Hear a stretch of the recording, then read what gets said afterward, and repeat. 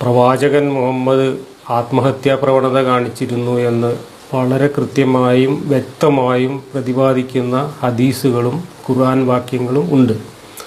എന്നാൽ ഈ വിഷയം ചർച്ച ചെയ്ത ക്ലബ് ഹൗസിലെ ഇസ്ലാമിസ്റ്റുകൾ അങ്ങനെ ഒരു ഹദീസില്ല എന്ന് പറഞ്ഞുകൊണ്ട് ഉരുളുന്നതും അവസാനം ഹദീസ് ഹാജരാക്കിയപ്പോൾ ആ ഹദീസിന് സനദില്ല, ആ ഹദീസ് സഹീഹല്ല എന്ന് പറഞ്ഞുരുളുന്നതും, ബുഖാരി ഹദീസ് തന്നെയാണ്, സഹീഹുൽ ബുഖാരിയിലാണ് ഹദീസ് എന്ന് ചൂണ്ടിക്കാണിച്ചപ്പോൾ സഹീഹുൽ ബുഖാരി സഹീഹാണ്, പക്ഷേ ഈ ഹദീസ് സഹീഹല്ല എന്ന് ആദ്യം പറഞ്ഞു. പിന്നീട് ആ ഹദീസ് ശരി സഹീഹാണെങ്കിലും ആ ഹദീസിൽ പറയുന്ന ഈ ആത്മഹത്യ ചെയ്യാൻ പോയി എന്ന കാര്യം സഹീഹല്ല എന്ന് പറഞ്ഞ് അതിന് സനദില്ല എന്ന് പറഞ്ഞ് ഇങ്ങനെ ഉരുണ്ട് മറിയുന്നതാണ് നമ്മൾ ഈ ക്ലബ് ഹൗസ് ചർച്ചയുടെ കഴിഞ്ഞ വീഡിയോയിൽ കാണിച്ച ആദ്യ ഭാഗത്ത് കണ്ടത്. ഇനി ആ ചർച്ച തുടർന്നു പോകുന്നത് ഹദീസിൻ്റെ നിദാനശാസ്ത്രം പഠിപ്പിച്ചുകൊണ്ടാണ്. ബുഖാരി ഹദീസിൽ വ്യക്തമായി ഈ കാര്യം പറയുന്നത് ചൂണ്ടിക്കാണിച്ചപ്പോൾ ആദ്യം നിഷേധിച്ചതെല്ലാം വിഴുങ്ങിക്കൊണ്ട് അതെല്ലാം സമ്മതിക്കുകയും അവസാനം വെട്ടിലായ സമയത്ത് ആ സഹീഹുൽ ബുഖാരിയിലെ ഹദീസുകളുടെ അടക്കമുള്ള എല്ലാ ഹദീസുകളുടെയും നിദാനശാസ്ത്രം പഠിപ്പിക്കുകയായിരുന്നു പിന്നീട് ഉസ്താദുമാരവിടെ ചെയ്തത്. ആ ചർച്ചയിലെ പ്രസക്തമായ ഭാഗങ്ങളുടെ ആദ്യ ഭാഗമാണ് കഴിഞ്ഞ വീഡിയോയിൽ കാണിച്ചത്. ആ ചർച്ച തുടരുന്നതിൻ്റെ പ്രസക്തമായ അല്പം ഭാഗങ്ങൾ കൂടി നിങ്ങൾ കാണുക. അടിയില് ഷുപ്പാണ്ടിന്നാ ഒരാള് ആ ഡീപ്പ് ഇട്ടിട്ടെന്ന് പറഞ്ഞ. ഞാൻ ഡീപ്പ് ഇട്ടിട്ടുണ്ട്, ഞാൻ അപ്ഡേറ്റ് ചെയ്യുന്നുണ്ട്. പക്ഷെ ഫുൾ ആയിട്ടുള്ള ഇമേജ് ഇടാൻ പറ്റണില്ല, ക്രോപ്പ് ചെയ്തിട്ടിട്ടേക്കുന്ന ആ പറയുന്ന വേർഡ്സ് ഞാൻ ഡീപ്പ് ഇട്ടിട്ടുണ്ട്. ഞാൻ എന്റെ ഡി പിയും ചേഞ്ച് ചെയ്തിട്ടുണ്ട്. അത് ക്ലിക്ക് ചെയ്ത് നോക്കിയാൽ മതി. അതിനകത്ത് intend to throw himself from the top of the mountain ഇറ്റാലിക്സിലാണ്. ഞാൻ പറഞ്ഞ ഈ സെയിം ഹദീസ് സെയിം റെഫറൻസ് ആണ്. അത് കംപ്ലീറ്റ് ഒന്ന് വായിക്കോ നിങ്ങള്? അത് ഫുള്ള് വായിക്കണം, എന്നാലും നമുക്ക് അതിന്റെ അറബി വായിക്കാൻ പറ്റിച്ചെങ്കിൽ നമുക്ക് സെർച്ച് ചെയ്യാൻ എളുപ്പമായിരുന്നു. നിങ്ങൾ പറയുന്ന രീതിയിലൊരു ആത്മഹത്യ ഇംഗ്ലീഷിൽ തന്നെ ഇട്ടിട്ടുണ്ട്. ഞാൻ വേണമെങ്കിൽ വായിച്ചു തരാം, വായിക്കാൻ ബുദ്ധിമുട്ടാണെങ്കിൽ ഞാൻ വായിച്ചു തരാം. കംപ്ലീറ്റ് വായിക്കുന്നുള്ളൂ. ഓക്കെ, കംപ്ലീറ്റ് ചെയ്യാം. But after few days Wakrah died and അതുകൊണ്ടാണ് ഇവിടെ വളരെ വ്യക്തമായിട്ട് ആദ്യം തന്നെ സൂചിപ്പിച്ചത്. അറബിയിൽ ഒന്ന് ആ സ്ക്രീൻഷോട്ട് എടുത്തിട്ടാൽ നമുക്ക് എല്ലാം അറബിയാണല്ലോ. നിങ്ങളെല്ലാം അറബി സൗദി അറേബ്യയിൽ നിന്ന് ഇപ്പൊ വന്ന് ഇറങ്ങിയ അങ്ങനെ കൂട്ടിക്കോ. പക്ഷെ കിങ് എന്തായാലും കൂട്ടിക്കോ. എന്ത് മ്യൂട്ടാക്കുന്ന ഫുൾ ഹദീസ് ഇട്. നമുക്ക് ഫുൾ ഹദീസ് അതെ പറഞ്ഞ പോയിന്റ് അതിനകത്തുണ്ട്, വായിക്കൂ. ഇംഗ്ലീഷ് ആകുമ്പോ എല്ലാവർക്കും മനസ്സിലാവുമല്ലോ, എല്ലാരും മനസ്സിലായിക്കോട്ടെ. അത് അറബി ആവുമ്പോ ബാക്കിയുള്ളവർക്കല്ല. അതെന്താ അറബിയിലുള്ള സെയിം ട്രാൻസ്ലേഷൻ അല്ല ഇംഗ്ലീഷിൽ വരുന്നത്? ഈ പറയുന്ന സംഗതികളൊക്കെ ഏറ്റവും കൂടുതൽ വിശദീകരിച്ചിട്ടുള്ളത് അറബി ഭാഷയിലാണുള്ളത്. അപ്പൊ നമ്മൾ ഹദീസ് സെർച്ച് ചെയ്യുമ്പോൾ നിങ്ങൾ പറയുന്ന വാക്കുകൊണ്ട് സെർച്ച് ചെയ്ത് കഴിഞ്ഞാൽ ഇപ്പൊ നമുക്ക് ഇഷ്ടം പോലെ കുറെ സോഴ്സുകൾ ഇവിടെ കാണാൻ പറ്റും. ഞാൻ മറിച്ച് അറബിയിലാണെന്നുണ്ടെങ്കിൽ അതിന്റെ ഓതന്റിസിറ്റി നോക്കാൻ പറ്റുന്ന മെക്കാനിസം ഇവിടെ ഇഷ്ടം പോലെ ഉണ്ട് നമുക്ക്. അതുകൊണ്ടാണ് അത് പെട്ടെന്ന് അതാണ് നല്ലതെന്ന് പറയാം. ഞാനൊരു കാര്യം ചോദിക്കട്ടെ, അറബിയിലാണെങ്കിലും ഇംഗ്ലീഷിലാണെങ്കിലും ഹിന്ദിയിലാണെങ്കിലും മലയാളത്തിലാണെങ്കിലും പോയിന്റ് ആണല്ലോ. ഭായ് നമ്മൾ അറബിയല്ല, നമ്മൾ അതിലൊരുപാട് വ്യത്യാസമുണ്ട്, അർത്ഥങ്ങൾ മാറാൻ. ഓക്കെ സ്നേഹ, പിന്നെ ആ ഹദീസിന്റെ റിലയബിലിറ്റി എന്ന് പറയുന്നത് നമുക്ക് ഒറ്റ നിമിഷം കൊണ്ട് ചെക്ക് ചെയ്യാൻ പറ്റുന്ന പല കാര്യങ്ങളല്ല. പക്ഷെ ആ ഹദീസ് ഒന്ന് വായിച്ചു കഴിഞ്ഞാൽ അതിന്റെ ആശയം എന്താണ് എന്നുള്ളത് നമുക്ക് മനസ്സിലാക്കാൻ ശ്രമിക്കാം. ഒന്ന് വായിക്കാമോ ബ്രദർ? അത് സഹി ഹദീസാണ് ബ്രദർ. സുന്ന.com എന്ന സഹി ഹദീസാണ്. സഹി ആണോ എന്നുള്ളത് വേറെ വിഷയമാണ്. നിങ്ങളത് വായിക്കൂ, ഫസ്റ്റ് മുതൽ വായിക്കും. ബ്രദറിന് ഇതിന്റെ പോസ്റ്റൽ ഐ ഡി തന്ന ഇതൊരു പോസ്റ്റ് എടുത്ത് പ്രിന്റ് ചെയ്ത് അയച്ചു തരായിരുന്നു. എന്തൊക്കെയാണ് അതിന്റെ ഒന്നും ആവശ്യമില്ല. നിങ്ങൾക്ക് വായിക്കാൻ എന്തെങ്കിലും പ്രശ്നമുണ്ടോ? പറയുമ്പോഴേ ഭായി ഒന്ന് വായിച്ച് എക്സ്പ്ലെയിൻ ചെയ്യാൻ. അതായത് ജസ്റ്റ് അതൊന്ന് റീഡ് ചെയ്യാവോ? ഓക്കെ, ഇവിടെ പറയുന്ന ഹദീസ് എന്താണെന്നറിയോ? ഇപ്പൊ എനിക്ക് കിട്ടിയിട്ടുണ്ട്. അത് എന്താ വെച്ചാല് അവര് ഈ ദുഹരി എന്ന് പറയുന്ന ഒരാൾ റിപ്പോർട്ട് ചെയ്തതായിട്ട് ആയിഷ റളിയല്ലാഹു അൻഹ പറഞ്ഞ രീതിയിൽ പറയുന്നുണ്ട്. അതായത് എന്താണ് പറയുന്നത്? ഫകുല്ലമാ ഔഫാ ബിദർവതി ജബലിൻ ലികൈ യുൽഖി മിൻഹു നഫ്സഹു തബദ്ദ ലഹു ജിബ്രീൽ ഫഖാല മുഹമ്മദ് ഇന്നക റസൂലുള്ളാഹി ഹഖൻ ഫസ്കൽ ബിദാലിക ജശു എന്ന് പറയുന്ന ഒരു സംഗതിയുണ്ട്. അപ്പൊ ഇതിന്റെ ഒരു പ്രശ്നം എന്താ വെച്ചാല് ഇതില് അവരുടെ ഒരു നറേഷൻ, അവരുടെ കഥകൾ, അതായത് അന്ന് അവര് പറഞ്ഞിരുന്ന ആളുകൾ പറയുന്ന കഥകൾ ആയിഷ ആവർത്തിച്ചതാണ് സംഗതി. അതായത് കലാം ആയിഷ റളിയല്ലാഹു അൻഹ, അതായത് ഇത് ആയിഷ റളിയല്ലാഹു അൻഹ പറഞ്ഞതോ അല്ലെങ്കിൽ റസൂലുള്ള പറഞ്ഞതോ അല്ല, നേരെ മറിച്ച് അവിടെ ഉണ്ടായിരുന്ന ആളുകൾ അന്ന് പറഞ്ഞിരുന്ന സംഗതികളെ കുറിച്ച് പറഞ്ഞത് ബൽ ഹിയ മിൻ കലാമു അതാണ് സുഹരി ബ്രദർ എന്ന് സഹി പറയുന്ന അതെ സംഗതി. അതെ, അതുകൊണ്ടാണ് ഞാൻ ആദ്യം മുതൽ അവരുടെ അടുത്ത് പറഞ്ഞത് അത് നിങ്ങളോട് വായിക്കൂന്ന് പറഞ്ഞത്. വായിച്ചു കഴിഞ്ഞാൽ തന്നെ അതിന് വ്യക്തമാണ്. അത് അല്ല, ഒരു മിനിമം കോമൺ സെൻസ് യൂസ് ചെയ്തോടെ. ഇപ്പൊ ഇവര് പറയുന്നത് പ്രവാചകൻ ഈ സ്വയം എടുത്ത് സുഹരി ചാടാൻ വേണ്ടി. ഞാൻ ഓക്കെ, സംസാരിച്ചോട്ടെ. ഈ സുഹരി എന്ന് പറയുന്ന ആള് തന്നെ വഹൂമിന താബിഈനലം യുദറക് തിൽക്കൽ ഹാദിസ, അതായത് ഈ സംഭവം കാണാത്ത അന്ന് ജീവിച്ചിരുന്നില്ലാത്ത, അതായത് സഹാബി അല്ല താബിഈനായിപ്പെട്ടുള്ള ഒരു ചങ്ങാതിയാണ് ഈ സുഹരി എന്ന് പറയുന്ന ആള്. അയാൾ പറഞ്ഞ ഒരു സംഗതി ഇവര് ഓർമ്മയിൽ നിന്ന് എടുത്തു പറയുന്ന ഒരു സംഗതിയാണ്. അല്ലാതെ ഇത് റസൂലുള്ളാഹി സ്വല്ലല്ലാഹു അലൈഹി വസല്ലം പറഞ്ഞതോ അല്ലെങ്കിൽ ഖദീജ റളിയല്ലാഹു അൻഹ പറഞ്ഞതോ അല്ല. സുഹരി എന്ന് പറയുന്ന ഒരു ഇതിന്റെ വിഷയം എന്താ ആള് അറിയോ? പറഞ്ഞ ഒരു ഒരു സംഗതിയാണ്. പ്രവാചകനെ ഈ സൂയിസൈഡിൽ നിന്ന് തടയുന്നത് ജിബ്രീലാണ്. അപ്പൊ ജിബ്രീൽ ഉണ്ട് എന്ന് വിശ്വസിക്കുന്ന ആൾക്കാരാണ് ഇപ്പൊ അവരൊക്കെ. അതായത് പ്രവാചകൻ മൗണ്ടൈന്റെ മേലേക്ക് പോകുന്നു എന്നിട്ട് ചാടുന്നു എന്ന തരത്തിലാണ് പറയുന്നത്. എന്നിട്ട് തടയുന്നത് ജിബ്രീലാ. അപ്പൊ എന്താണ് ഇപ്പൊ ഇതിന് നമുക്ക് മനസ്സിലാക്കാൻ പറ്റുന്നത്? അതാണ് ഈ ഹദീസ് അതേപടി വായിച്ചു കഴിഞ്ഞാൽ തന്നെ ഇവരുടെ 100% വാദങ്ങൾ തകരുന്നുള്ള ഒരു അവസ്ഥയാണ്. അതുകൊണ്ടാണ് അത് വായിക്കാൻ പറഞ്ഞത്. അപ്പൊ ഇതില് ഒന്നാമത് പിന്നെ പ്രവാചകന്റെ ഉദ്ദേശം എന്താണ് എന്നുള്ളത് കണ്ടു നിൽക്കുന്നവർക്ക് എങ്ങനെയാണ് അറിയാൻ കഴിയുക? അതിനുള്ള എന്തെങ്കിലും സയന്റിഫിക് മെത്തേഡ് അവർ യൂസ് ചെയ്തോ? അവർക്ക് അത് എങ്ങനെയാണ് പറയാൻ കഴിയുക ഒരാളുടെ ഇന്റൻഷൻ അതായിരുന്നു എന്നുള്ളത്? അപ്പൊ അത് അവിടെയുള്ള ആളുകൾ പറഞ്ഞു എന്നുള്ള ഒരു അർത്ഥം മാത്രമേ ഉള്ളൂ. അതല്ലാതെ 100% അത് അങ്ങനെ തന്നെയാണെന്നുള്ള കൺക്ലൂസീവ് ആയിട്ടുള്ള ഒരു കാര്യം അതിന്റെ അടിസ്ഥാനത്തിൽ പറയാൻ കഴിയില്ല. അത് ഒരു വട്ടം കൂടെ അതൊന്ന് വായിച്ചു നോക്കുക. അതിനെ എനിക്കിങ്ങനെ പിന്നെ ഇമെയിൽ ആയിട്ടൊന്നും അയച്ചു തരേണ്ട ആവശ്യമില്ല. നിങ്ങൾ ആദ്യം ഒന്ന് ശരിക്കും വായിച്ചു നോക്കിയാൽ മതി. ഓക്കെ. ഓക്കെ, അപ്പൊ ഇതില് പറയുന്ന ഒരു സംഗതി എന്താ വെച്ചാല് ഒരു ചോദ്യത്തിന് ഉത്തരം പറഞ്ഞാൽ മതി. അതായത് ഈ സംഗതി മൗസൂലല്ല, അതായത് റസൂലിലേക്ക് എത്തുന്നില്ല എന്നുള്ളതാണ്. എന്ന് മാത്രമല്ല സുഹരിയിൽ വെച്ച് കട്ടാവുന്ന ഒരു സനതാണ് ഉള്ളത്. അതായത് അവര് ഈ ഒരു സംഗതിയെ കുറിച്ച് ബുഖാരി പറയുമ്പോൾ അന്ന് അവർ പറഞ്ഞിരുന്ന ഈ സുഹരി അടക്കമുള്ള ആളുകൾ പറഞ്ഞിരുന്ന വാക്കുകൾ ഇതിൽ കൂട്ടിച്ചേർത്തു എന്ന് മാത്രമേ ഉള്ളൂ. അല്ലാതെ ഒരിക്കലും ഇത് ഡയറക്റ്റ് ആയിഷ റളിയല്ലാഹു അൻഹയിൽ നിന്നോ ഖദീജ റളിയല്ലാഹു അൻഹയിൽ നിന്നോ അല്ലെങ്കിൽ റസൂലുള്ളാഹി സ്വല്ലല്ലാഹു അലൈഹി വസല്ലമയിൽ നിന്നോ വന്നുള്ള ഒരു സംഗതിയല്ല. ഇത് സുഹരി എന്ന് പറയുന്ന ഒരു ചങ്ങാതി പറഞ്ഞിരുന്ന സംഗതിയാണ്. അത് റസൂലിലേക്ക് എത്തുന്നില്ല. കാരണം ഈ സനദ് എന്ന് പറയുന്ന സംഗതി ഈ സുഹരി പറയണം, ഞാൻ ഇന്നയാള് പറയുന്നത് കേട്ട് ഇന്നയാള് പറയുന്നത് കേട്ടെന്ന് പറയണം. അങ്ങനെയൊന്നും എത്തിയിട്ടില്ലത്. അപ്പൊ അവിടെ ഇത് ആ ഒരു റെഫറൻസ്, ആ ഒരു സംഗതി അങ്ങനെ പറഞ്ഞു പോകുമ്പോൾ അതിനനുബന്ധമായിട്ടുള്ള സംഗതികളും കൂടി പറഞ്ഞു പോകുന്ന ഒരു സംഗതി മാത്രമാണ് അതിൽ. അല്ലാതെ ഒരിക്കലും അത് ഈ പറയുന്ന ആളുകൾ റിപ്പോർട്ട് ചെയ്ത സംഗതിയല്ല. ഞാൻ ക്ലിയർ ആയി എന്ന് വിശ്വസിക്കുന്നു. അതിന്റെ റെഫറൻസും കൂടെ പറയാം. മൗസൂൽ അല്ല എന്നുള്ളത്, കണക്റ്റഡ് ചെയിൻ ഇല്ല എന്നുള്ളത് സ്നേഹം കൂടെ മനസ്സിലാക്കി വെക്കുക. അല്ല ചെയിൻ അല്ല ഓഫ് നിങ്ങൾ നറേഷൻ. നേരത്തെ പറഞ്ഞല്ലോ അത് ട്രസ്റ്റഡ് സോഴ്സ് അല്ല. നേരത്തെ ഞാൻ ഡാറ്റ പറഞ്ഞപ്പോ പറഞ്ഞു അതൊന്നും ട്രസ്റ്റഡ് സോഴ്സ് അല്ല, അല്ല, ഞങ്ങള് ഡാറ്റ വേറെ രീതിയിലാണ് അത് കിട്ടുന്നത്. സംഭവം സ്നേഹ നിങ്ങൾ സെർച്ച് തന്നെ ചെയ്താൽ കിട്ടില്ല. മുസ്ലിംസിന്റെ ഒരു അതായത് ഇത് നിങ്ങൾ ഈ മുഴുവൻ പറഞ്ഞു ചെയ്യേണ്ട ചെയ്യുന്നത് കാര്യമില്ലല്ലോ. മ്യൂട്ട് ഒന്ന് ആക്കല്ലേ, സെർച്ച് കേൾക്കുക. മ്യൂട്ട് ചെയ്ത് ആക്കല്ലേ, മൗസൂൽ പറഞ്ഞ അല്ല, കഴിഞ്ഞാൽ ഒന്ന് മ്യൂട്ട് കേൾക്കുക. ആക്കല്ലേ. സി അല്ല സ്നേഹ ഒരു മിനിറ്റ്, എന്താ പ്രശ്നം എന്നറിയോ? ഇപ്പൊ നമ്മള് ഈ ഇപ്പൊ പറയുന്ന ബുഖാരി ആണെങ്കിലും മുസ്ലിം ആണെങ്കിലും ഈ പറയുന്ന സംഗതി മുഴുവനും ഡ്യൂപ്ലിക്കേറ്റഡ് ആണ് ഈ നമ്പറിംഗ് സിസ്റ്റം. അതായത് പഴയ നമ്പറിംഗ് സിസ്റ്റം അല്ല ഇപ്പോഴും നമ്പർ. കാരണം ബുഖാരി എന്ന് പറയുന്നതിൽ ശരിക്ക് അങ്ങനെ നമ്പർ ഇട്ടിട്ട് അങ്ങനെ വോളിയം പറഞ്ഞിട്ടൊക്കെയാണ് സംഗതി അല്ലത്. അതായത് ഓരോ വിഷയം ഓരോ ബാബുകളായിട്ടാണ് വരുന്നത്. അപ്പൊ ആ ഒരു ബാബില് ഇപ്പൊ ഇതില് ഈ ഡ്രീംസ് ഇന്റർപ്രിട്ടേഷൻ ഒക്കെ പറയുന്ന ഡിവൈൻ ഡ്രീംസിനെ കുറിച്ച് പറയുന്ന ഒരു സംഗതിയാണ്.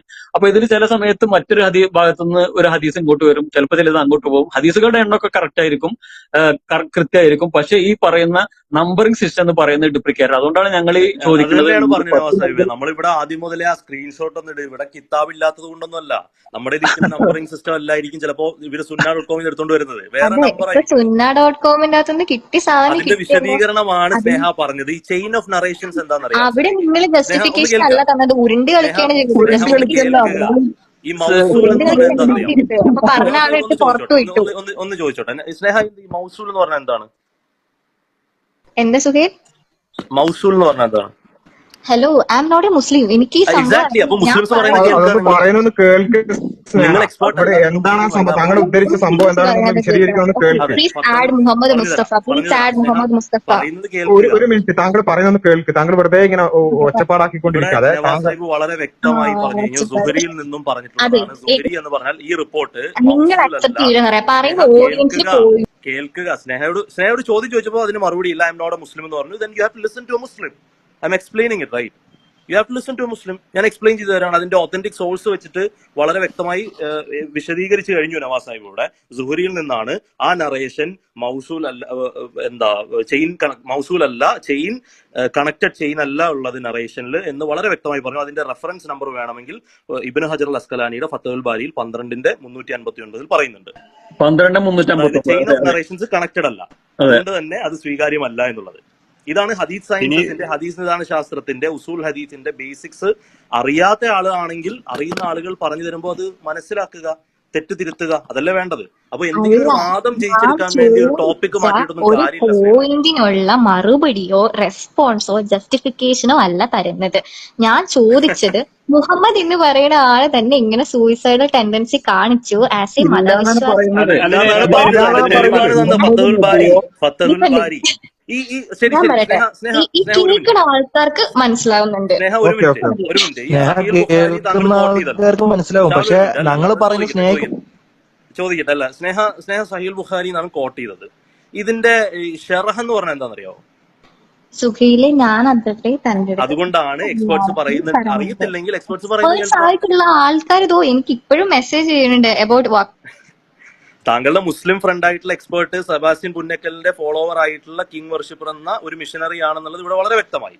അത് വ്യക്തമായിട്ടുള്ള ഒരു കാര്യമാണ്. അദ്ദേഹം കൊണ്ടുവന്നൊരു കാര്യം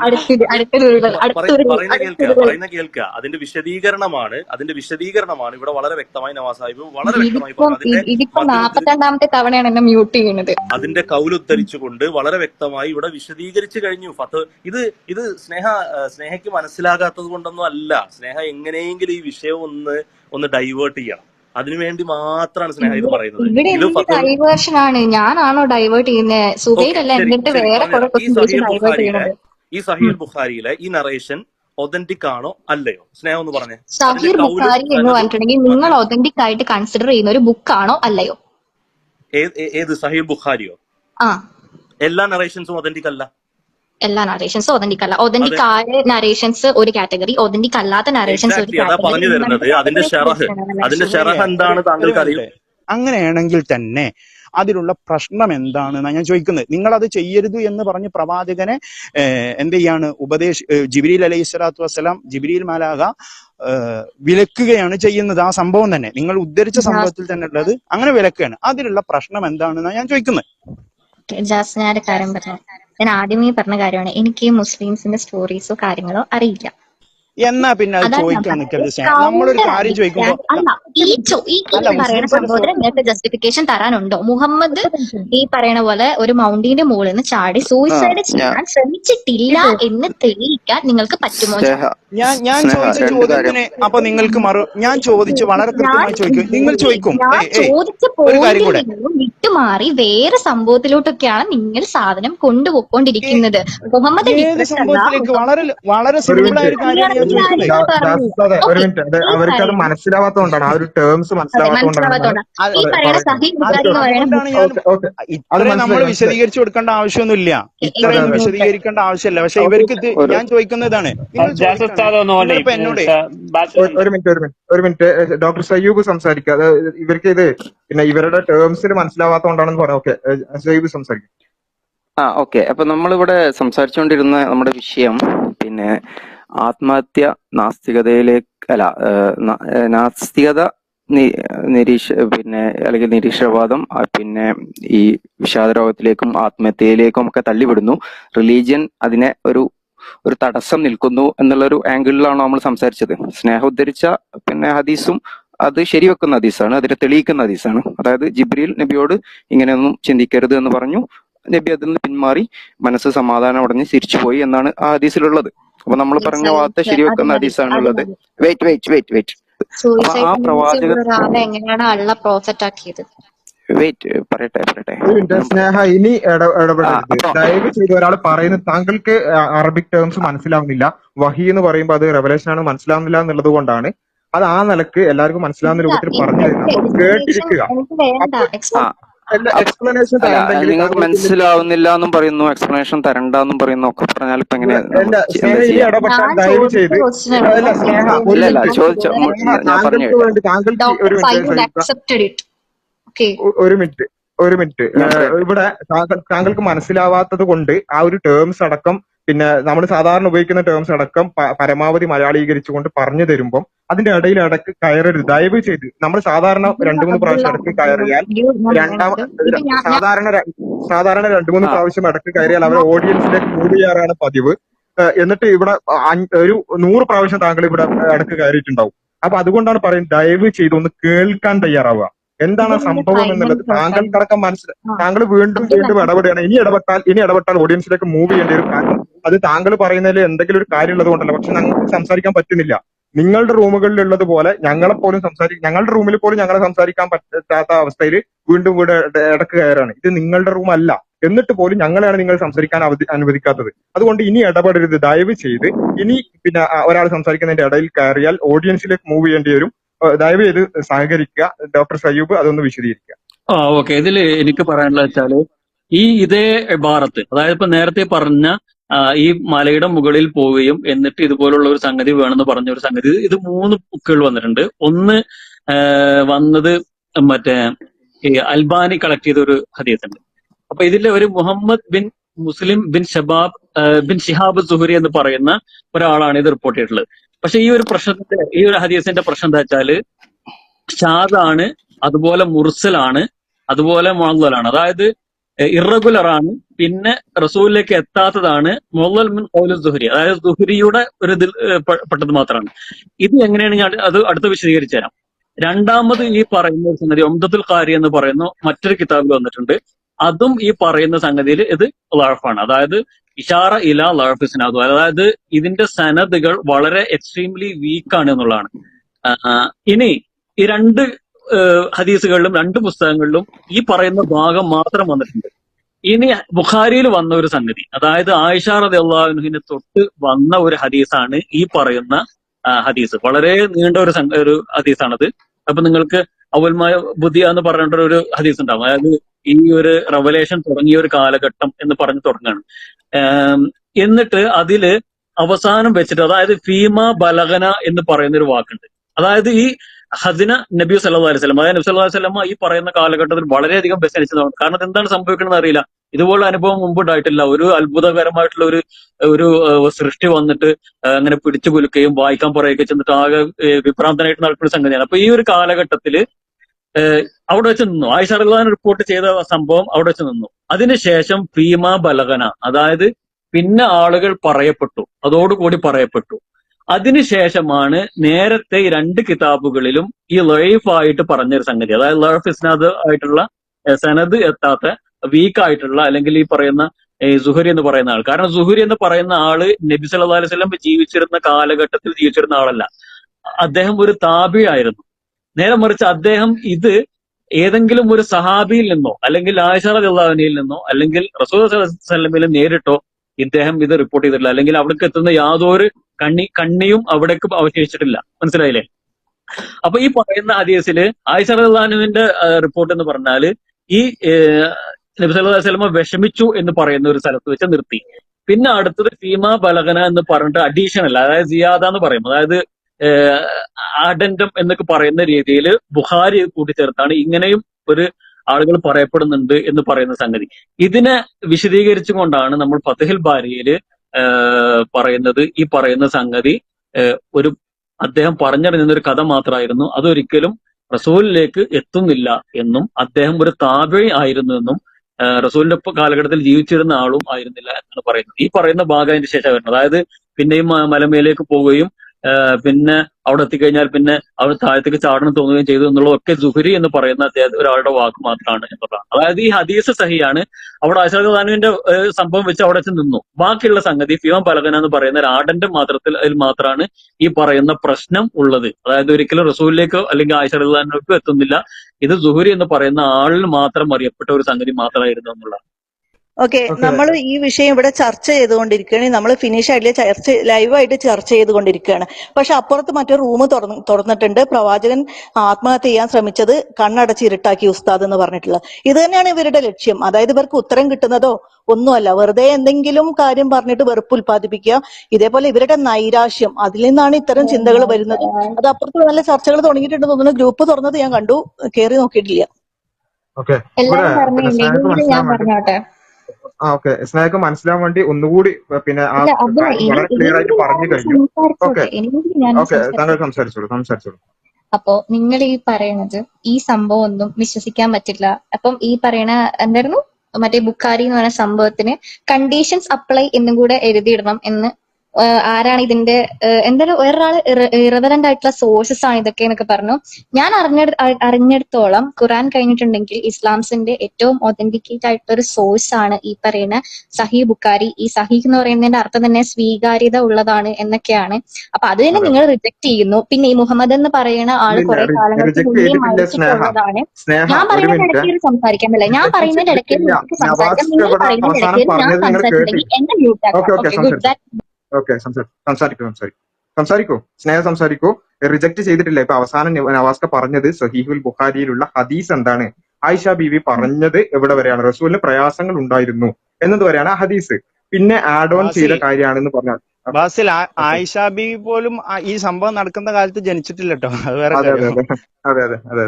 അപ്പോ ആയിഷ ബീവിയിൽ നിന്ന് റിപ്പോർട്ട് ചെയ്ത കാര്യം സ്വഹീഹായ കാര്യം എന്താണെന്നുള്ളതും പിന്നെ ആഡ് ഓൺ ചെയ്ത് എന്താണെന്നുള്ളതും നവാസ് ഇവിടെ പറഞ്ഞു കഴിഞ്ഞു. പിന്നെ സ്നേഹക്ക് അത് മനസ്സിലാവാത്തത് കൊണ്ടാണോ പിന്നെയും ആൾക്കാർ ഇങ്ങനെ പിന്നെ മെസ്സേജ് അയച്ചു തരുന്നത് അനുസരിച്ച് അതേപോലെ പറയാണോ എന്ന് എനിക്കറിയില്ല. സ്നേഹ ആ കാര്യം മനസ്സിലാക്കുക. സഹീഹുൽ ബുഖാരിയുള്ള കാര്യം പൂർണ്ണമായും ഒതന്റിക് തന്നെയാണ്. എന്നാൽ ഈ കാര്യം പറഞ്ഞ തേർഡ് പേഴ്സൺ ആയിട്ട് പറഞ്ഞ, അതായത് ആളുകൾ ഇങ്ങനെ പറയുന്നു എന്ന് പറയുന്ന കാര്യമാണ് താങ്കൾ ഇപ്പോൾ ഉദ്ധരിച്ചുകൊണ്ടിരിക്കുന്നത്. അപ്പൊ അത് രണ്ടും തമ്മിലുള്ള വ്യത്യാസം മനസ്സിലാക്കൂ എന്ന് പറയുമ്പോൾ ഈ മുഹമ്മദ് മൗണ്ടൈന്റെ മുകളിൽ നിന്ന് ചാടി സൂയിസൈഡ് ചെയ്യാൻ ശ്രമിച്ചിട്ടുണ്ട്. അപ്പൊ ഈ ഏഞ്ചൽ ഗബ്രിയലിനെ മീറ്റ് ചെയ്തു എന്നൊക്കെ പറയണത് തേർഡ് പേഴ്സൺ പറഞ്ഞിട്ട് ഞാൻ പറയണ ജസ്റ്റ് സ്റ്റോറി മാത്രമാണ്. ഇങ്ങനെ ഒരു സംഭവം ആ പറയണ പുസ്തകത്തിൽ ഇല്ല എന്നാണോ മിസ്റ്റർ അബ്ദുള്ള നിങ്ങൾ പറയണത്?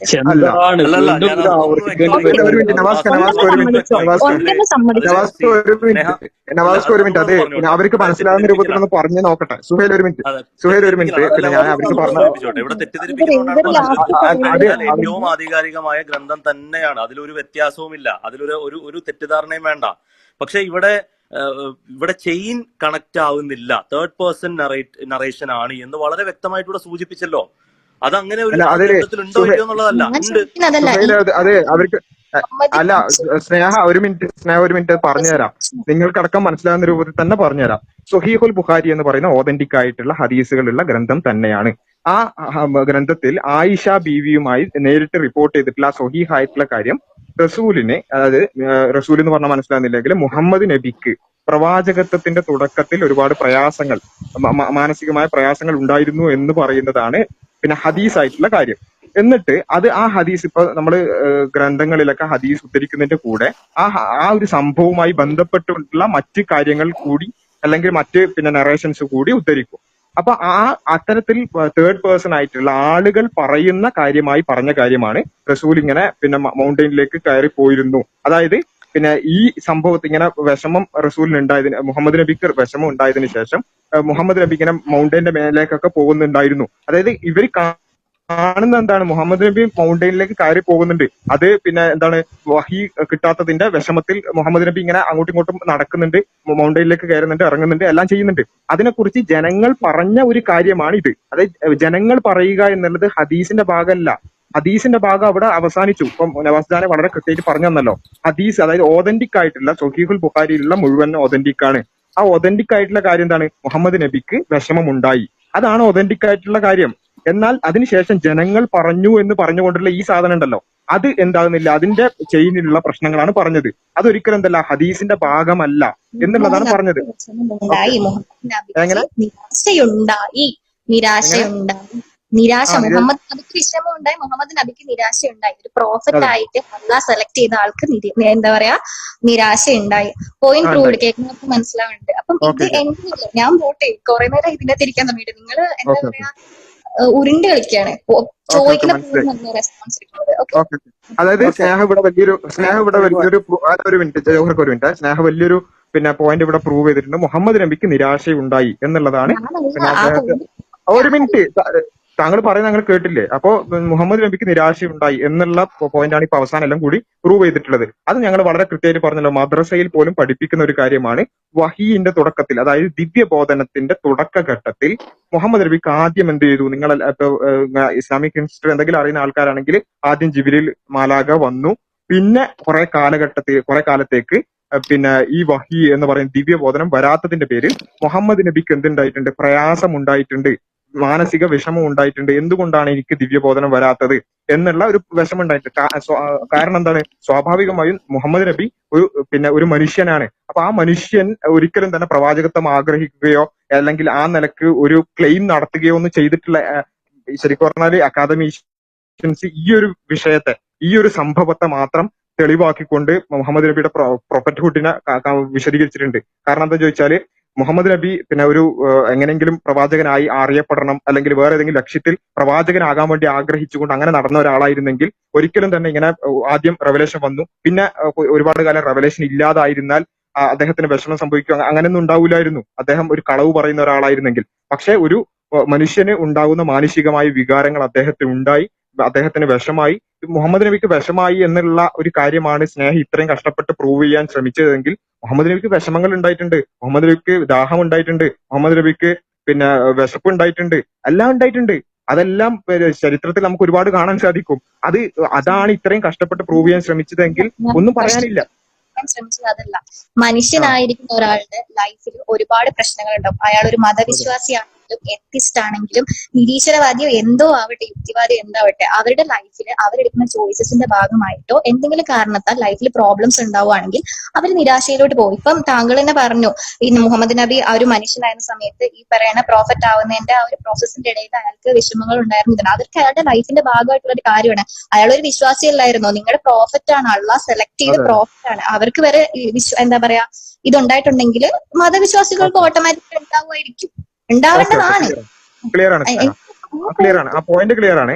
അപ്പോ നമ്മൾ പറയുന്നത് എന്താണ്, ഇവിടെ നമ്മുടെ ഈ ചർച്ചയിൽ നമ്മൾ പറഞ്ഞത് വിശ്വാസികൾക്ക് ആർക്കും വിഷമം ഉണ്ടാവില്ല, എത്തിയിസ്റ്റുകൾക്ക് മൊത്തം വിഷമായി അവരെല്ലാരും ആത്മഹത്യ ചെയ്യാൻ പോകുന്നു എന്നാണോ? അല്ല. ഈ വഹീന്റെ തുടക്കത്തിൽ അല്പകാലം വഹി മുറിഞ്ഞപ്പോൾ ചെറിയൊരു വിഷമം പ്രവാചകന് മാനസികമായി അനുഭവപ്പെട്ടിട്ടുണ്ട്. അത് രാവിലെ മലമുകളിലേക്ക് പോയി നോക്കും. കാരണം അവിടെ നിന്നാണല്ലോ ഹിറാ ഗുഹയിൽ നിന്നാണല്ലോ ഈ വഹീന്റെ തുടക്കം എന്ന് പറയുന്നത്. അപ്പൊ പർവ്വതത്തിന്റെ മുകളിലേക്ക് പോകുന്നു, തിരിച്ചിറങ്ങുന്നു, പോകുന്നു. ഈ ഒരു പ്രയോഗത്തിൽ നിങ്ങൾ പറഞ്ഞതിന്റെ അറാദ യുൽഖിയ നഫ്സഹു മിൻഹു എന്ന് പറയുന്ന ഇതിനെയാണ് നിങ്ങൾ ഈ പറയുന്ന രൂപത്തിൽ സൂയിസൈഡ് ചെയ്യാൻ ശ്രമിച്ചു എന്നൊക്കെ പറയുന്നത്. ഇനി നിങ്ങൾ പറയുന്നതിന് 100% ഞാൻ സമ്മതിച്ചു തന്നാൽ പോലും നിങ്ങൾ പ്രവാചകർ സ്വല്ലല്ലാഹു അലൈഹി വസല്ലം തങ്ങൾ ഇങ്ങനെ ഒരു വിഷമം അനുഭവിച്ച സമയത്ത് ജിബ്രീൽ അലൈഹി സ്വലാത്തു വസ്സലാം അത് തടയാണ്. പിന്നീട് മുസ്ലിം ഉമ്മത്തിന് 23 വർഷത്തെ പ്രബോധനത്തിനൊടുവിൽ പ്രവാചകൻ കൃത്യമായി പഠിപ്പിച്ചിട്ടുണ്ട് എന്താണ് ഒരാൾ സൂയിസൈഡ് ചെയ്യുന്നതിന്റെ നിയമം. ഒരാൾക്ക് മാനസിക വിഷമം തന്നാൽ ശാരീരികമായും ഭൗതികമായും അതേപോലെ ആത്മീയപരമായും അവൻ എടുക്കേണ്ട ചികിത്സ എന്താണ്, ഇത് പ്രവാചകൻ കൃത്യമായി പഠിപ്പിച്ചിട്ടുണ്ട്. അപ്പം അത്തരത്തിൽ പ്രവാചകൻ ഒരു മുഅല്ലിമുന്നാസ്, ഇന്നി ബുഇസ്തു മുഅല്ലിമൻ എന്നാണല്ലോ. പ്രവാചകർ സ്വല്ലല്ലാഹു അലൈഹി വസല്ലം ജനങ്ങളെ പഠിപ്പിക്കാനുള്ള ഒരാളും കൂടിയാണ്. അപ്പൊ പ്രവാചകർ സ്വല്ലല്ലാഹു അലൈഹി വസല്ലം തങ്ങളുടെ ജീവിതത്തിൽ വന്ന ഓരോ സന്ദർഭങ്ങളെയും സാഹചര്യങ്ങളെയും ആ ഉമ്മത്തിന് അതിൽ നിന്ന് മനസ്സിലാക്കാൻ ഒരുപാട് കാര്യങ്ങളുണ്ട്. അപ്പോൾ ഈ ഒരു സംഭവം എടുത്താൽ തന്നെ, നിങ്ങൾ പറയുന്നതിന് 100% സമ്മതിച്ചാൽ തന്നെ ഉമ്മത്തിനോട്, പ്രവാചകർ സ്വല്ലല്ലാഹു അലൈഹി വസല്ലം തങ്ങളുടെ ഉമ്മത്തിനോട് ഇത്തരം സാഹചര്യങ്ങൾ വരുമ്പോൾ എന്ത് നിലപാടെടുക്കണമെന്ന് പ്രവാചകൻ കൃത്യമായി പഠിപ്പിച്ചിട്ടുണ്ട്. അതുകൊണ്ട് തന്നെ ഉമ്മത്തിനെ സംബന്ധിച്ചിടത്തോളം, മുസ്ലിങ്ങളെ സംബന്ധിച്ചിടത്തോളം ആ വിഷയത്തിൽ മൂന്നാമതൊരു അഭിപ്രായമേ ഇല്ല. സൂയിസൈഡ് എന്ന് പറഞ്ഞാൽ എന്താണ് നിയമം എന്നൊരു പണ്ഡിതനോട് ഇന്ന് നിങ്ങൾ ചോദിച്ചാൽ ഒരൊറ്റ വിധിയേ ഉള്ളൂ, അത് നിഷിദ്ധമാണ്, ഹറാമാണ്. ഓക്കെ ജാസ്, എനിക്ക് മനസ്സിലായി ഈ പറയുന്ന സംഭവം നിങ്ങൾ തന്നെ അക്സെപ്റ്റ് ചെയ്തു. ഇങ്ങനെ ഒരു വേഴ്സ് ഉണ്ടായിരുന്നു, നിങ്ങൾ അക്സെപ്റ്റ് ചെയ്തു, അത് മതി. പിന്നെ ഇപ്പം കുറച്ചു മുന്നേ ഞാൻ ലൈഫിന്റെ പേർപ്പസ് എന്താണെന്ന് ചോദിച്ചപ്പം നവാസ് എനിക്ക് കൃത്യമായിട്ടൊരു വേഴ്സ് എക്സ്പ്ലെയിൻ ചെയ്ത് തന്നിരുന്നു. ഇതാണ് ഒരു മുസ്ലിം എന്ന രീതിയിൽ എന്റെ ലൈഫിന്റെ പേർപ്പസ് എന്ന്. വാട്ട് അബൌട്ട് അതർ റിലീജിയൻസ്, ഈ ഹിന്ദുക്കൾ, ക്രിസ്ത്യൻസ്, ജെയിൻസ്, അവർക്കും ഇതുപോലെ എന്തെങ്കിലും റിലീജിയസ് ആയിട്ടുള്ള പേർപ്പസ് ഉണ്ടോ? അതോ അവരും ഈ എത്തിസ്റ്റുകളെ പോലെ ലക്ഷ്യബോധം അല്ലെങ്കിൽ ലൈഫിന് ഒരു ഗോൾ ഇല്ലാത്ത ആൾക്കാരാണോ?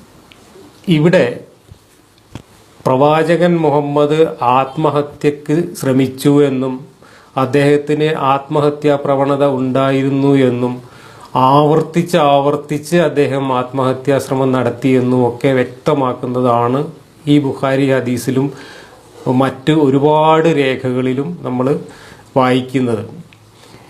ഇനി ഹദീസിൽ മാത്രമല്ല, ഓറിയന്റലിസ്റ്റുകളുടെ വിമർശനങ്ങൾക്ക് മറുപടിയായി ഹുസൈൻ ഹൈക്കൽ എഴുതിയിട്ടുള്ള മുഹമ്മദ് എന്ന ചരിത്ര പുസ്തകത്തിൽ, ആ പുസ്തകം ഇവിടെ IPH-കാരാണ് പബ്ലിഷ് ചെയ്തത്, യുക്തിവാദികൾക്കൊക്കെ വായിക്കാൻ അവർ സൗജന്യമായി വിതരണം ചെയ്തുകൊണ്ടിരുന്ന പുസ്തകമാണ്. ഇത് വായിച്ചാൽ യുക്തിവാദികളൊക്കെ തിരിച്ച് വിശ്വാസികളായി മാറുമെന്ന പ്രതീക്ഷയോടുകൂടി ഓറിയന്റലിസ്റ്റുകൾക്കും യുക്തിവാദികൾക്കും മറുപടി എന്ന രീതിയിൽ എഴുതിയ പുസ്തകമാണ് ഹൈക്കലിൻ്റെ പുസ്തകം. ആ പുസ്തകത്തിൽ പോലും മുഹമ്മദ് ആത്മഹത്യയെക്കുറിച്ച് ചിന്തിച്ചിരുന്നു എന്ന് കൃത്യമായി പറയുന്നുണ്ട്. അതായത് ഞാൻ ആ പുസ്തകത്തിൻ്റെ 3 പേജുകളാണ് ഞാൻ ഇവിടെ കാണിക്കുന്നത്. നോക്കൂ. ഈ പ്രശ്നത്തിൽ ദിവ്യബോധനത്തിലൂടെ മാർഗദർശനം ലഭിക്കുമെന്ന് അദ്ദേഹം പ്രതീക്ഷിച്ചു. പക്ഷേ ദിവ്യബോധനമുണ്ടായില്ല. ജിബ്രീൽ പ്രത്യക്ഷപ്പെട്ടില്ല. ചുറ്റും ആധിപത്യം വാണ നിശബ്ദത ജനങ്ങളിൽ നിന്നും തന്നിൽ നിന്നു തന്നെയും അദ്ദേഹത്തെ ഒറ്റപ്പെടുത്തി. ദിവ്യബോധനത്തിന് മുമ്പ് അനുഭവപ്പെട്ട ഭീതിയും ആശങ്കയും തിരിച്ചു വന്നു. താങ്കളെ നാഥൻ ഉപേക്ഷിച്ചെന്നാണ് തോന്നുന്നത്. ഈ സന്ദർഭത്തിൽ ഖദീജ പറയുകയുണ്ടായി. ഭയവും പരിഭ്രാന്തിയും അദ്ദേഹത്തെ വീണ്ടും മലമുകളിലും ഹിറാ ഗുഹയിലും എത്തിച്ചു. ലോകനാഥൻ്റെ പ്രതികരണം പ്രതീക്ഷിച്ചുകൊണ്ട് സ്വഹൃദയത്തെ പൂർണ്ണമായും അവങ്കലേക്ക് ഉയർത്തി ചോദിച്ചു. തന്നെ തിരഞ്ഞെടുത്ത ശേഷം എന്തിനു പുറന്തള്ളി? ഭയവും ആശങ്കയും ഖദീജയെയും പിടികൂടാതിരുന്നില്ല. അദ്ദേഹത്തിന് മരണം പോലും അഭികാമ്യമായി തോന്നി. പക്ഷേ താൻ ഭാരമേൽപ്പിക്കപ്പെട്ടിരിക്കുന്ന കാര്യത്തെക്കുറിച്ചുള്ള ബോധോദയം ആ ചിന്തയെ പിഴുതെറിയും. മനസ്സ് സ്വനാഥങ്കിലേക്ക് തിരിയും. ഹിറാ പർവ്വതത്തിൽ നിന്നോ അബൂ കുബൈസ് പർവ്വതത്തിൽ നിന്നോ താഴോട്ടു ചാടാൻ ഒരിക്കൽ അദ്ദേഹം ആലോചിച്ചു അത്രേ. തൻ്റെ മഹത്തായ പ്രതീക്ഷ തകർക്കപ്പെട്ടിരിക്കെ ജീവിച്ചിരുന്നിട്ടെന്ത് എന്ന് അദ്ദേഹം ചിന്തിച്ചിരിക്കണം. ഈ സ്ഥിതിവിശേഷത്തിൽ ആശങ്കാകുലമായ ഏറെ ദിനങ്ങൾക്കു ശേഷം അതാ ദിവ്യബോധനം സമാഗതമാവുന്നു. ഇങ്ങനെയാണ് ഹുസൈൻ ഹൈക്കൽ ചരിത്രത്തിൽ പറഞ്ഞു പോകുന്നത്. അപ്പോൾ അദ്ദേഹവും അവിടെ പർവ്വതത്തിൽ കയറി ചാടി ആത്മഹത്യ ചെയ്യുന്നതിനെക്കുറിച്ച് ചിന്തിച്ചു എന്ന് പറയുന്നുണ്ട്. ബുഖാരി ഹദീസിൽ പലതവണ അദ്ദേഹം അങ്ങനെ ചിന്തിച്ചു എന്നാണ് പറയുന്നത്. ഇനി നമുക്ക് ഖുർആനിലേക്ക് വരാം. ഈ ബുഖാരി ഹദീസിൽ സനദില്ലാത്ത മേൽവിലാസമില്ലാത്ത ആരോ പറഞ്ഞ ഒരു ഹദീസാണിത് എന്നൊക്കെ വാദിക്കുന്ന ആളുകൾ, അതൊക്കെ വാദിച്ച് ഉരുണ്ടു മെഴുകുന്ന ആളുകൾ ഖുർആൻ വായിച്ചിട്ടില്ലേ? ഖുർആനിൽ 1 അല്ല 2 അല്ല അനേകം തവണയാണ് മുഹമ്മദ് ആത്മഹത്യക്ക് ശ്രമിച്ചു എന്ന് സൂചിപ്പിക്കുന്ന വചനങ്ങൾ ആവർത്തിച്ചിട്ടുള്ളത്. കാണിച്ചു തരാം. ഖുർആനിലെ 18-ാം അധ്യായത്തിൽ 6-ാം വാക്യം. അതിന് കുഞ്ഞാമത് പറപ്പൂരും ചെറിയ മുണ്ടവും കൊടുത്തിട്ടുള്ള പരിഭാഷ, ഓൺലൈൻ മലയാള പരിഭാഷയിൽ നിന്ന് എടുത്ത കോപ്പി പേസ്റ്റ് ചെയ്തതാണ് ഈ വാക്യം. അതിനാൽ ഈ സന്ദേശത്തിൽ അവർ വിശ്വസിച്ചില്ലെങ്കിൽ അവർ പിന്തിരിഞ്ഞു പോയതിനെ തുടർന്ന് അതിലുള്ള ദുഃഖത്താൽ നീ ജീവനൊടുക്കുന്നവനായേക്കാം. 18:6. ഇനി 26-ാം അധ്യായത്തിലെ 3-ാം വാക്യം. അവർ വിശ്വാസികളാകാത്തതിൻ്റെ പേരിൽ നീ നിന്റെ ജീവൻ നശിപ്പിച്ചേക്കാം. 26-ാം അധ്യായത്തിലെ 3-ാം വാക്യം. ഇനി ഈ 18-ാം അധ്യായത്തിലെ 6-ാം വാക്യത്തിന് സഹീഹ് ഇന്റർനാഷണൽ എന്ന് പറയുന്ന വെബ്സൈറ്റിൽ കൊടുത്തുള്ള ഇംഗ്ലീഷ് പരിഭാഷ നോക്കൂ.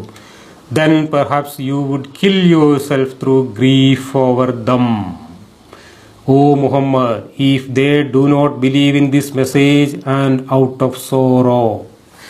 സങ്കടം കൊണ്ട് അദ്ദേഹത്തെ തന്നെ കൊല്ലാൻ ആലോചിച്ചു എന്ന് തന്നെയാണ് ഇവിടെയും പറയുന്നത്. ഇനി തീർന്നില്ല. 35-ാം അധ്യായത്തിലെ 8-ാമത്തെ വാക്യം നോക്കൂ.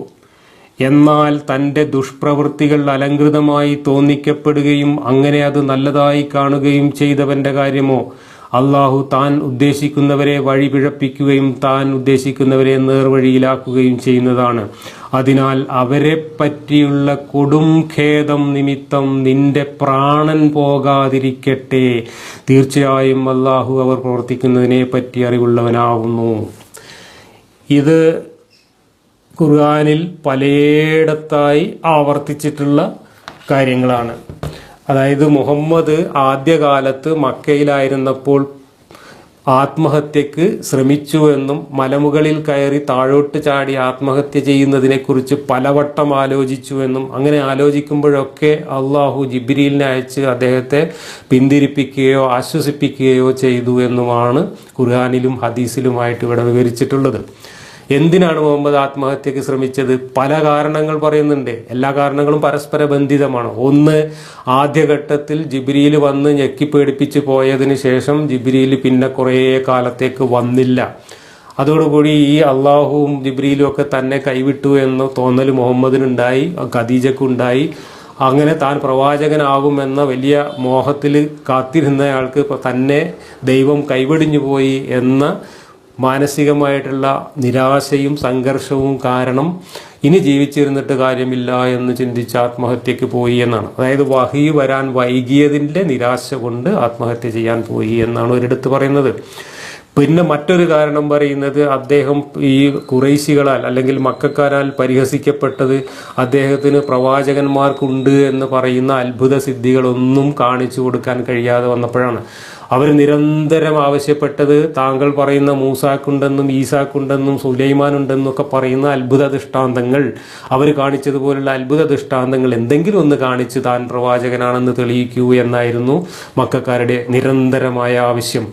അവർ പരിഹാസപൂർവ്വം ഈ ആവശ്യം മുന്നോട്ട് വെച്ചപ്പോൾ മുഹമ്മദ് യഥാർത്ഥത്തിൽ അങ്ങനെ ഒരു അത്ഭുതം കാണിക്കാൻ വളരെയേറെ ആഗ്രഹം പ്രകടിപ്പിച്ചു, ദൈവത്തിനോട് പ്രാർത്ഥിച്ചു. പക്ഷേ അദ്ദേഹത്തിന് ഒരു അത്ഭുതവും കാണിക്കാൻ കഴിയാതെ നിരാശനായി.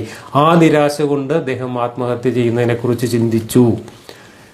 മറ്റൊന്ന്, ഇങ്ങനെയൊക്കെ താൻ കഷ്ടപ്പെട്ട് ഈ 10-13 വർഷം അവിടെ ഇതൊക്കെ ഈ ഖുർആൻ വെളിപാടുകളുമായിട്ട് കഷ്ടപ്പെട്ടിട്ടും ഈ മക്കക്കാരിൽ നിന്ന് തൻ്റെ ഏറ്റവും അടുത്ത ബന്ധുക്കളെ പോലും ഈ വിശ്വാസത്തിലേക്ക് കൊണ്ടുവരാനോ തൻ്റെ പ്രവാചകത്വം അവരെ കൊണ്ട് അംഗീകരിപ്പിക്കാനോ മുഹമ്മദിന് സാധിച്ചില്ല. അങ്ങനെ അവർ വിശ്വസിക്കാതിരുന്നപ്പോൾ അതിൽ നിരാശനായിട്ടും അദ്ദേഹം ആത്മഹത്യ ചെയ്യുന്നതിനെക്കുറിച്ച് ചിന്തിച്ചു എന്നാണ് ഖുർആനിലും ഹദീസിലും പറയുന്നത്. അപ്പം മുഹമ്മദിന് ആത്മഹത്യാ പ്രവണത ഉണ്ടായിരുന്നു എന്ന കാര്യം ഈ ഇസ്ലാം സംരക്ഷകരായിട്ടുള്ള ആധുനിക മുഫസ്സിറുകൾ മാത്രമല്ല, ഇസ്ലാമിൻ്റെ പഴയകാല മുഫസ്സിറുകൾ പോലും അത് മറച്ചു വയ്ക്കാൻ ശ്രമിച്ചിട്ടുണ്ട്. ഞാനത് പറയാൻ കാരണം ഈ ഖുർആൻ വാക്യങ്ങൾക്കൊക്കെ കൊടുത്തിട്ടുള്ള തഫ്സീറുകൾ മുഴുവൻ പരിശോധിച്ചാലും അവിടെ മുഹമ്മദ് ആത്മഹത്യ ചെയ്യാൻ ശ്രമിച്ചുവെന്നോ ആത്മഹത്യക്ക് ആലോചിച്ചു എന്നോ ഈ മുഫസ്സിറുകൾ ആരും പറയുന്നില്ല. മറിച്ച് നമ്മുടെ ഇസ്ലാമിസ്റ്റുകൾ ക്ലബ് ഹൗസിൽ മലക്കം മറിഞ്ഞതുപോലെ തന്നെ ഇത് വേറെ എന്തൊക്കെയോ ആണ് എന്ന് പറഞ്ഞ് ഉരുണ്ടുമറിയാനാണ് ആദ്യകാലത്തെ മുഫസ്സിറുകൾ പോലും ശ്രമിച്ചിട്ടുള്ളത്. കാരണം മുഹമ്മദിന് ആത്മഹത്യാ പ്രവണത ഉണ്ടായിരുന്നു എന്ന് പറഞ്ഞു കഴിഞ്ഞാൽ മുഹമ്മദിൻ്റെ പ്രവാചകത്വം വീണ്ടും സംശയത്തിൻ്റെ നിഴലിലാകും എന്ന് ഈ മുഫസ്സിറുകൾ ഭയപ്പെടുന്നത് കൊണ്ട് അവർ ഈ കാര്യത്തെ മറ്റെന്തൊക്കെയോ ആയി വ്യാഖ്യാനിക്കാൻ ശ്രമിക്കുകയാണ് ചെയ്തത്. പക്ഷേ ഖുർആനും ഈ പറയുന്ന ബുഖാരി ഹദീസും ഈ ചരിത്ര രേഖകളും ഒക്കെ വെച്ച് മുഹമ്മദിൻ്റെ സ്വഭാവവും മുഹമ്മദിൻ്റെ വെളിപാടുകളുടെ നിലവാരവും അദ്ദേഹത്തിൻ്റെ മനഃശാസ്ത്രപരമായിട്ടുള്ള ഈ വെളിപാട് സന്ദർഭങ്ങളും ഒക്കെ നമ്മൾ കൂട്ടിവെച്ച് സമഗ്രമായി പരിശോധിച്ചാൽ മുഹമ്മദ് ആദ്യകാലത്ത് നിരാശ കൊണ്ട് ആത്മഹത്യക്ക് ശ്രമിച്ചിട്ടുണ്ട് എന്ന കാര്യം വ്യക്തമാണ്. ആത്മഹത്യ നടന്നില്ലെങ്കിലും നിരാശ കൊണ്ട് ചീത്തവിളിയും തെറിവിളിയും പായ്യാരം പറച്ചിലുമായിട്ടാണ് മുഹമ്മദ് മക്കയിലെ 10-13 വർഷക്കാലം കഴിഞ്ഞുകൂടിയത് എന്നതിന് ജീവിച്ചിരിക്കുന്ന പകൽ വെളിച്ചം പോലുള്ള തെളിവ് തന്നെയാണ് ഖുർആൻ. ഖുർആനിലെ മക്ക ആയത്തുകൾ, മക്ക സൂറത്തുകൾ മുഴുവൻ നിങ്ങൾ വായിച്ചു നോക്കൂ. നിരാശ ബാധിച്ച ഒരാളുടെ പിറുപിറുക്കൽ മാത്രമാണ്, പായ്യാരം പറച്ചിൽ മാത്രമാണ് ഈ ഖുർആനിലുടനീളം കാണുന്നത്. ഒരു നിലവാരമുള്ള ഒരു ദൈവം എന്നൊക്കെ പറയുമ്പോൾ ഒരു ദൈവം തൻ്റെ സൃഷ്ടികളോട് പറയേണ്ടതായ യാതൊരു നിലവാരവുമുള്ള കാര്യങ്ങളല്ല ഈ മക്ക സൂറത്തുകളിൽ നമ്മൾ കാണുന്നത്. എല്ലാം നിരാശ ബാധിച്ച ഒരാളുടെ പിറുപിറുക്കൽ മാത്രമാണ്. ഇതെല്ലാം ചേർത്ത് വെച്ച് വായിച്ചാൽ മുഹമ്മദിന് കാര്യമായ മാനസിക വിഭ്രാന്തി ബാധിച്ചിരുന്നു എന്നും ആ വിഭ്രാന്തിയുടെ ഒരു ഫലം മാത്രമാണ് അദ്ദേഹത്തിനെ ബാധിച്ച ജിന്നും ചെകുത്താനും മലക്കും ജിബ്രീലും അതുപോലെ അദ്ദേഹത്തിൻ്റെ വെളിപാടുകളും അദ്ദേഹത്തിൻ്റെ പ്രവാചകത്വവും ഒക്കെ മാനസികമായ ഒരു വിഭ്രാന്തിയിൽ നിന്ന് ഉളവായതാണ് എന്ന് വളരെ കൃത്യമായും നമുക്ക് മനസ്സിലാക്കാൻ കഴിയും. ഇതിന് വിശ്വാസികൾക്ക് കുറേ മറുചോദ്യങ്ങളുണ്ട്. അങ്ങനെയുള്ള ഒരാളെ എന്തുകൊണ്ട് ഇത്രയധികം ഫോളോവേഴ്സ് ഉണ്ടായി, അല്ലെങ്കിൽ ഇത്രയും വലിയൊരു ശക്തമായ മതമൊക്കെ ഉണ്ടാക്കാൻ അദ്ദേഹത്തിന് എങ്ങനെ സാധിച്ചു എന്നൊക്കെയുള്ള ചോദ്യങ്ങളുണ്ടാവാം. ആ ചോദ്യങ്ങൾക്ക് ചരിത്രം ഉത്തരം പറയും. കാരണം ചരിത്രത്തിൽ അങ്ങനെ ഏറ്റവും നോർമലായിട്ടുള്ള ആളുകളൊന്നുമല്ല ചരിത്രത്തിൽ സ്ഥാനം പിടിച്ചിട്ടുള്ളത്. പലപ്പോഴും ലോകം കീഴടക്കിയിട്ടുള്ള ഇതുപോലുള്ള പല ആളുകളുടെയും ചരിത്രം നമ്മൾ പരിശോധിച്ച് നോക്കിയാൽ അവരൊക്കെ മാനസികമായി പലതരം അബ്നോർമാലിറ്റി ഉള്ളവരായിരുന്നു എന്ന് കാണാം. ഹിറ്റ്ലർ അടക്കമുള്ള ആളുകളും കൃത്യമായ മാനസിക രോഗികളായിരുന്നു എന്ന് തന്നെയാണ് ചരിത്രം രേഖപ്പെടുത്തിയിട്ടുള്ളത്. അവർക്കും ഒരു വലിയ സമൂഹത്തിൻ്റെ പിന്തുണ ലഭിക്കുകയും അവർക്കും വലിയ ലോകത്തിൻ്റെ ചരിത്രത്തിൻ്റെ ഭാഗമാവാൻ സാധിക്കുകയും ഒക്കെ ചെയ്തത് നമുക്ക് കാണാൻ കഴിയും. ആ കൂട്ടത്തിൽ ഒരാളായിട്ട് മുഹമ്മദിനെയും ചരിത്രം അടയാളപ്പെടുത്തുന്നു എന്നേ ഉള്ളൂ.